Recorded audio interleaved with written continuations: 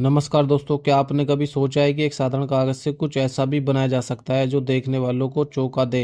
आज हम आपके लिए लाए हैं पेपर आर्ट की मदद से बनाई गई 3 ऐसी अमेजिंग चीज़ें जो न सिर्फ देखने में ज़बरदस्त हैं बल्कि बनाना भी उतना ही आसान है। तो वीडियो को अंत तक जरूर देखिएगा क्योंकि हर आइटम में छुपा है एक नया सरप्राइज। तो चलिए वीडियो शुरू करते हैं।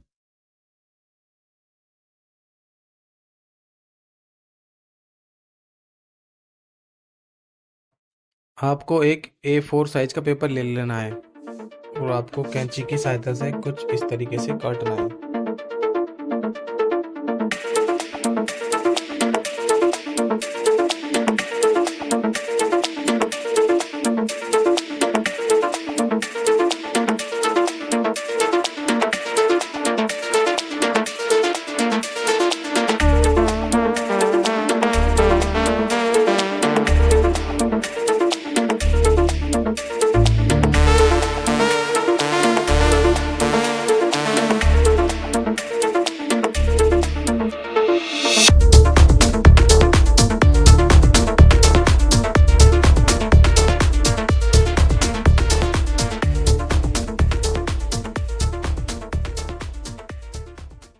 आपको फिर से A4 साइज का प्लेन पेपर ले लेना है और कुछ इस तरीके से मोड़ना है जिस तरह से आप देख पा रहे हैं।